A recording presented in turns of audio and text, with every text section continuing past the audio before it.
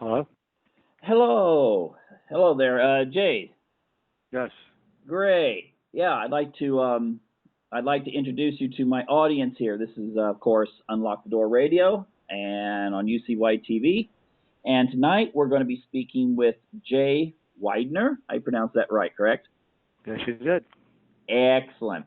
And Jay is an author and researcher. He recently has been on a lot of interviews over his book Kubrick's Odyssey, which goes into Stanley Kubrick's messages that he, uh, I guess, has hidden in a lot of his movies.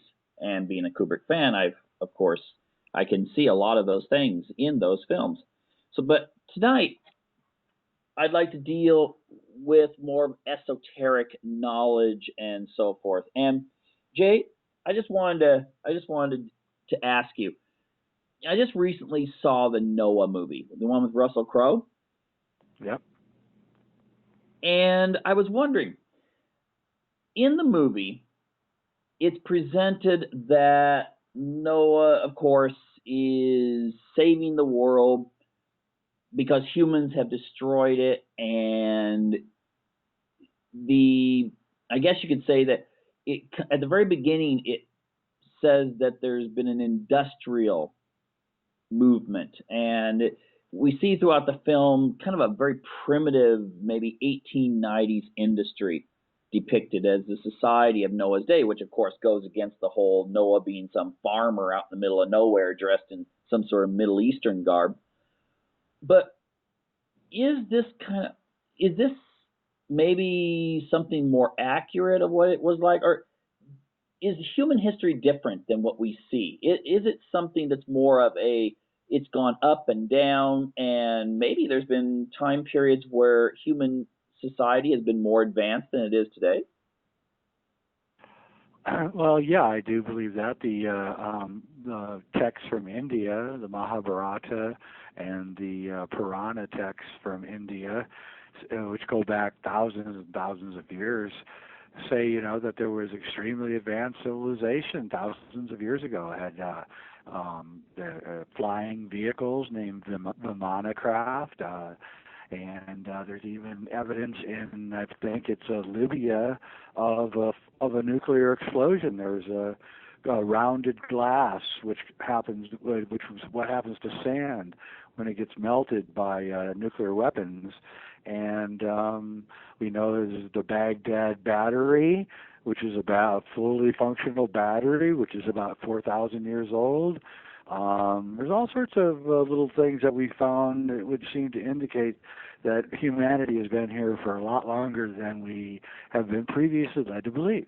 Okay, well, a lot of times, like on History Channel, you'll have those explained by the whole ancient alien concept, and I've often wondered the idea could be that there have been civilizations, human, like you and me, but maybe time periods where you had more advancement, and these so-called aliens or whatever could actually be from our world, but that they still hold on to some of this technology and maybe left. What do you think? Well, yeah, I think that there's a lot of serious truth behind this idea that the aliens might be us. I believe one of the reasons that NASA was put together was because they believed that they were going to find evidence of previous human civilizations out on other planets and the moon. And in fact, I believe they found that evidence, and they're trying to find a way to tell us about it. And so, yeah, I think that it's very clear evidence. We know that the finding in Turkey by the German archaeologist Göbekli Tepe, which is a city in Turkey, has been carbon dated to 12,000 years, and it's an advanced city too. So here we now have, we've bumped history back 7,000 years in just the last couple of years with that discovery. And I think you're going to find a lot more discoveries. Graham Hancock has postulated that we're looking in the wrong places, that if you really want to find former advanced cities, and civilizations, you have to look at where the coastal areas were before the last ice age melted, and so he's kind of advocating that we look out, when we reduce the volume of the oceans by a couple hundred feet, and we have a lot more land available, and I think we would find like cities and things out there in the former coastal areas of the world. Yeah, I wrote, I do fiction writing and so forth. I recently did sci-fi, in which I haven't got it published yet. I haven't really tried, but speculating that the whole Atlantean era was actually something that was passed down from Noah's era, that you may have had a cataclysm that hit the earth, and there were more survivors, of course, than Noah, but that was maybe the last vestige of this particular advanced society. But essentially, if you look at some of these books, I mean, later after I finished the book, people told me, oh, you should look at the Book of Enoch and Jasher and so forth. And it seems that these books that were like banned from the Bible speak of a more advanced civilization, playing around with genetic engineering. Oh, definitely. I think the Book of Enoch is one of the more eye-opening books ever written, and it definitely tells the story of these, like, I don't know what you want to call them, aliens that Enoch has to lock up in a tomb and put under a lake to save the earth from these evil aliens, and the church, of course, bans it from the Bible, like you say, and you got to wonder why. It seems like it's telling a story that needs to be told, and so I say that if it's banned from the Bible, it's probably extremely important. Well, I think it's fascinating, the whole idea that, I mean, traditionally what you learn in Sunday school is that God got angry at people for being naughty, wicked, whatever, and then he destroyed the planet. But then if you look at these other books, it seems that there was something more profound, and then it starts to make sense. I mean, if you had genetic engineering, for instance, that had messed up the entire genome, then you would have to start over. Versus, well, I mean, if it was just that people were bad, he could have just given Noah's family some sort of immunity to a disease and been much less cataclysm involved. Right. Yeah, I mean, I totally agree with that, and we don't really we have amnesia. I think it was Velikovsky who said that we suffer from some kind of catastrophe. My first two books are about the Cross of Henday, which describes a periodic explosion coming from the sun every few thousand years, wiping out all life on Earth. And the Indian texts talk about it too. And now we know, when I first wrote my books in the 90s, everyone said, "Oh, you're crazy. That's not. We don't have to worry about that." But then after a while, NASA started, talking about the fact that this really could be a problem here with the solar flare knocking out all the electricity on Earth. And so now we've come to grips with this idea that we can be wiped out in a moment.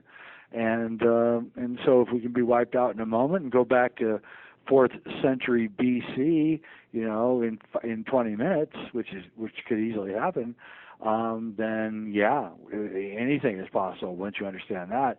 And I think science is beginning to slowly change its attitude.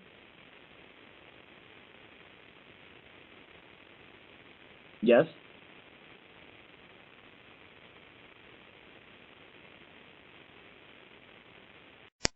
Hello? Hey, I lost you there. Yeah. Could you finish up that last sentence? Science is beginning to change its attitudes.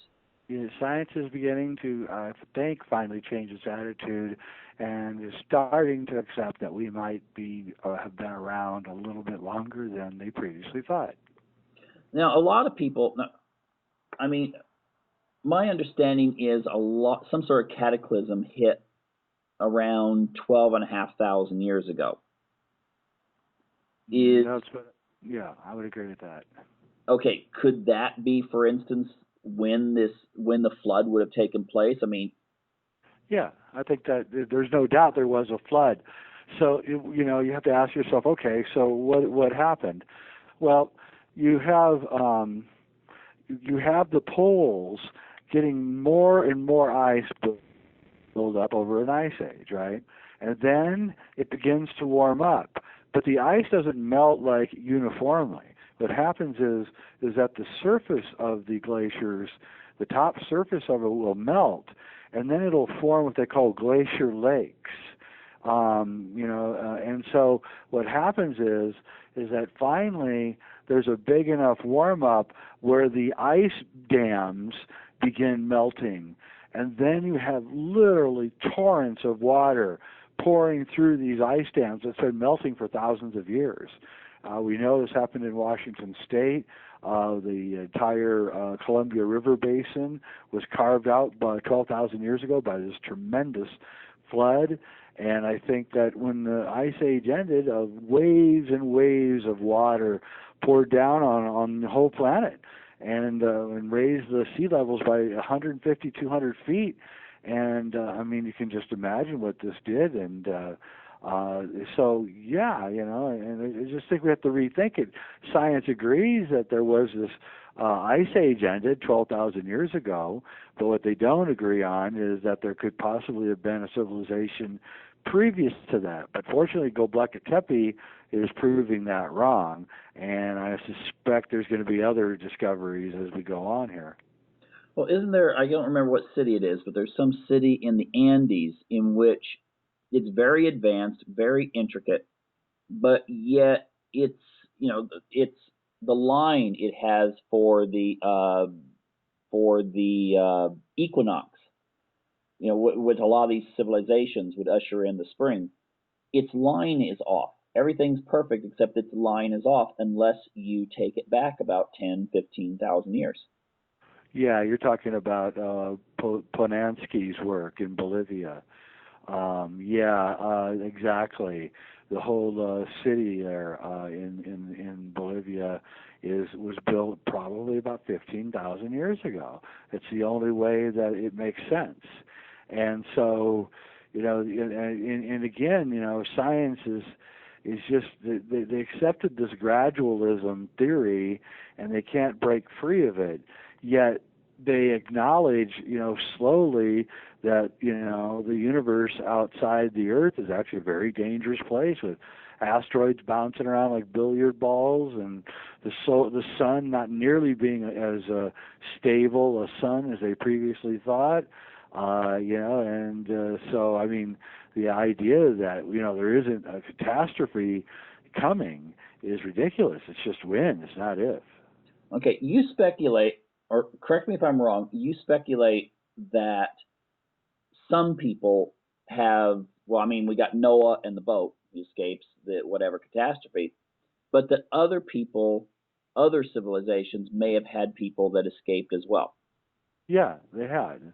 What we were just talking about in South America, they claim that they went into caves, and that it was so hot that you could stick a stick out the door of the cave, and the stick would light on fire. And then they came out and they reconquered the land. Same thing in the Pacific Northwest with the Sumamish Indians. They have the same exact kind of story where they escaped into caves, and these are all over the world. These stories, Siberia, Turkey, Africa, and so what I think happened is that each separate race, Africans, Europeans, Asians, are people who survived, and then they came out and started it up again. And again, Graham Hancock in his book Fingerprints of the Gods talks about the myth that all these tribal people have of a group coming in boats and teaching them how to read and write and do agriculture, and this was after a catastrophe had decimated the earth. And again, that could be the idea that perhaps, and again, I'm just using this as an example, that Noah could have been the last survivor of the more advanced group. Yeah, probably. I mean, because boat building is an advanced thing. So I would think that Noah was probably part of this group. He probably maybe was exactly what the story says. He was warned by one of the gods, who are probably just these advanced aliens or advanced humans, because they felt sorry for us. And he built the boat and saved a bunch of animals. Maybe he didn't even really save animals. It was just the genetic strains that he was saving. It'd be a lot easier. And so I actually think that the story of Noah also comes from several civilizations. Have the story of the guy who saves everybody in a boat from a catastrophe. And then, of course, isn't there an Indian tradition that there were some that escaped what to Mars or something? Yeah, there's the Puranas tell a story of that a group long time ago decided that they wanted to escape the disaster coming from the periodic blasting out of the sun, and they literally say they built arks, and they went to a planet called Mahar, which is very close to Mars, and they waited it out and came back later. It says that they actually went to another planet. And, so here we have ancient texts that not only are saying this, but they know that there's planets and what planets are, and that you can go to planets. And it's a different version of the reality of our past than we've been given. We've been told that people were just dumb, brutish cavemen and didn't know anything. But here, we have texts telling us that they built arks in outer space and went to another planet. Yeah, well, the Sumerians had depictions of the solar system. Yeah, exactly. Look at the Sumerians. Look at their kings list. With kings that were lived 400 or 500 years old. Is that real? Well, it just might be. Well, I mean, with nanotechnology, the thing is, a lot of times people will look at these things like, well, Noah lived to be 900 years old, and they think, well, that was just playing around with literature and making the stuff up. But it's only been in the last, I would say, 10 years that scientists are now talking about those kinds of lifespans being possible in the near future. Absolutely, and if you don't smoke and you wear seat belts and drink plenty of water, you have a really good chance of living to be over 100 years old now. Yeah, and with nanotechnology, maybe 1,000 if you're lucky enough to make it. Yeah, exactly. So I think these things are all you got to take anything that the experts are selling you with a huge grain of salt, because I don't buy a lot of it. Mm-hmm. Well, speaking of experts, I wanted to kind of deal with this here.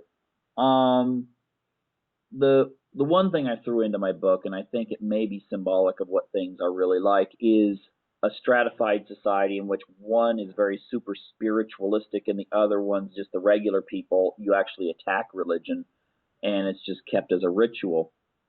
And I'm just wondering, are the people who you could call the elite, do they have a connection to this kind of stuff you're talking about, or is this just something you just find on the internet? I mean, what I'm trying to say is, what seems to be the traditions amongst the people we would call our elite or rulers today, as opposed to what is out there amongst the masses? Well, I think that the elites are they practice the occult, and they use magic and sorcery to get what they want, and the rest of the people, they just want to live their lives. They don't want to run the world. They don't want to do nasty things to each other, and so their religion is usually a much simpler version, where they don't try to manipulate reality. The religions, or the occult religions of the elites, are all based on mind control and how to create a dictatorship on Earth and how to, keep the populations reduced and all that. Whereas, the people like you and I, we just, we just have simple lives, and we don't understand why anyone would want to, manipulate people and use sorcery on them. And so I think, it's a very serious problem that we're having. Well, I've gotten hit with this question from a lot of people when they start searching the internet. They start finding lots of stuff, symbols, and then they start looking into things like, again, secret societies and so forth, Bohemian Grove, Illuminati, Skull and Bones, all these kinds of organizations. And what do you think ties that all together? Is this kind of a network where people get together in a dark room, or is it more of kind of a movement once you reach a certain level? It seems like with Stanley Kubrick, the way he dealt with it was it seemed somewhat loose knit, but they were all connected in a sense. In Eyes Wide Shut, the movie Eyes Wide Shut. Yeah. Well, they did a study. Swiss Academy did a study in 2007. They wanted to find out if conspiracy theorists were right. And so what they did was they examined all of the boards of directors of all the major corporations on Earth. And they came down to the realization that actually only 146 corporations rule the entire world. And out of those 146 corporations, there's really only about 85 people that ruled 90% of the world. And so it's done through the loose affiliation of interlocking directorships, of which the same guy will serve on the board of directors of 40 or 50 different corporations. And so he can provide that interlocking that's necessary for the conspiracy to take place. So it's not really all that hard to believe. The Swiss study, I think his name is Gasterfelder or something like that. You can look it up. Look up 2007 Swiss study, 146 corporations rule the world, and you'll see. So it's already been proven. There's no doubt in anybody's mind that corporations are conspiracy. I mean, they are. That's what they do. And, conspiracy is not something to shy away from. Most of Shakespeare's greatest plays were all conspiracies. The Declaration of Independence is just one long conspiracy theory. So, I mean, it's not something that people in the past thought was, something that didn't happen. They very much, our founding fathers very much thought that there were conspiracies. Well, I mean, if you look at like what the CIA does when they deal with espionage, or in the old days the KGB, I mean, it was all planting stories and interlocking people and then pulling off something like the overthrow of the Iranian government in the 50s. That was an example of a really, no, it was a very intricate conspiracy set up by the CIA. Oh, absolutely. That was just the beginning of the CIA's many overthrows, one after another, and and it's just it's actually outrageous that the CIA has been allowed to do what they do, and they're being kicked out of Germany right now because Germany's figured it out. And the great thing about the internet is we're all beginning to figure everything out all at the same time, which is really a wonderful thing. Yeah, as long as people don't spend all their time looking at kitty cat pictures and stuff like that. And porn. Yeah. Do you think? I just got to throw this out at you. Do you think that a lot of the games that we have now? This is totally different, off subject maybe, but a lot of the games, the legalization of pornography, a lot of the distractions that are out there now, that they actually may have had more of a sinister purpose, that it's to keep people occupied in things that are transitory, that have no meaning, but will keep the masses going. Like Orwell said something about sports and beer is all that you needed to keep the proletariat in line. Yeah, no, I totally agree with that. And bread and circus is what the Romans used, and I think that's what they do, and I believe that's super Coliseum sports, um, drugs, pornography, movies, television.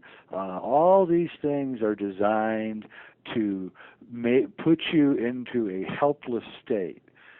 Fear is the business model. And as long as you're in a constant state of fear, then you're going to be. Fear is very close to causes same kind of physical reactions as sex, and so they keep you in a kind of a constant state of titillation. You're distracted, and then you're also too exhausted to do much. So it's a very interesting thing.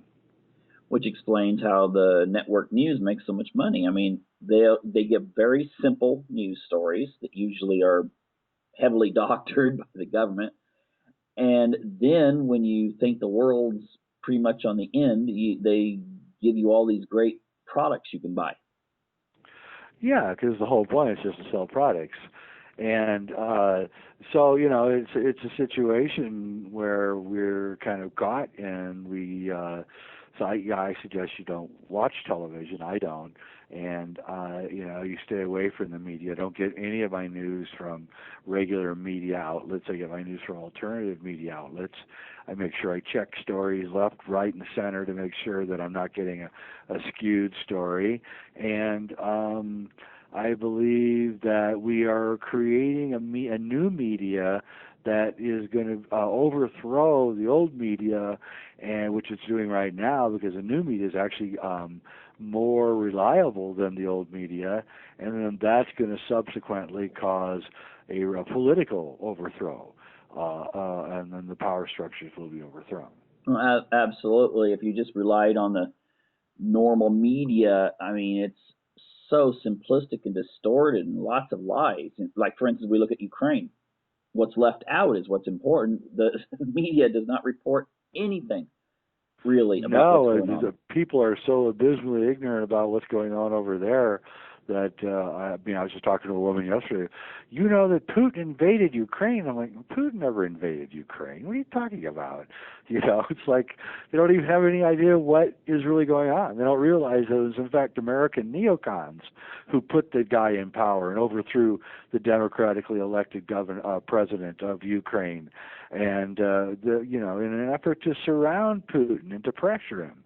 Mm-hmm. But nobody understands that because people don't understand politics. They don't understand the reality around them, and it's enough to make you get sick sometimes. Okay, yeah. Tell me about it. The I know you're limited in your time there. You said about 30 minutes. So I'm just wondering, one last thing. If you had to put your finger on what is the ultimate destiny that, for instance, the elite have in regards to long-term plans. I mean, every organization has a vision statement. Every organization says this is what we want in the future. Uh, I've heard a lot of things. I mean, I know there's a lot of stuff out there about population and things like that and so forth. What do you think the elite's final plan is for society? What do you think they envision 100 years from now?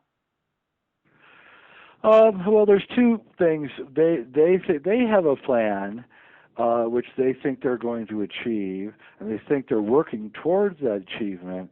But what they don't realize is that they're actually executing a plan for another entity that they know exists, but don't really think it has all that much power. So I'll describe you what they think the world they're building, and then I'll describe you the actual world that they're going to build. So the world they think they're building is going to be a world where generally people all of the same race will, very few of them, maybe 200 or 300 million, with 200 or 300 million servants, and they will live in a kind of a quasi wealthy country kind of existence, flying around the world in their jets and going to parties and letting the wilderness go back to wilderness and all that. That's the world they think they're building. Now, the world that's actually going to happen is going to be a world where everybody will be watched, everybody will be cataloged, everyone will be decided what they're going to be by the time they're 5 years old. People will be put into gigantic concentrations of schools. There will be no one going out into nature. Everyone will be jammed in cities, high rises where you'll probably stay in the same building your whole life. And it'll be a cyber fascist state ruled by a dictator. That's the one that's going to really happen. It sounds more like the Hunger Games then. Yeah, that's why they're doing the Hunger Games, getting us ready for it. By the way, Hunger Games 2 is a really good movie. Yeah, I've seen number 1 and 2. I'll see number 3 here, but I'm just wondering, that doesn't sound like any kind of utopia. It sounds like a utopia for a small number, but not a utopia for the rest of society. No, they have no intentions. They hate us and are doing everything they can to get rid of us. This is a racial group. They believe that they're going to inherit the world, and it's Darwinism. It's at its worst, and and they want to basically kill us all off. Basically. Well, I mean, there's it seems the policies they have in the media and so forth have really dissuaded a lot of people from even having kids. I mean, most of Europe, the average woman has only like one child. Oh yeah, there's a demographic nightmare going on that's true. It's going to be really ugly. Yeah, but when the media always promotes this kind of materialistic glitz and so forth, then it's not surprising. I mean, it's a soft kill essentially. No, I totally agree with you. Totally. Okay. Well, anyway, hey, thanks for coming on. And what's your website? I want people to come and visit. You have a lot of interesting stuff there.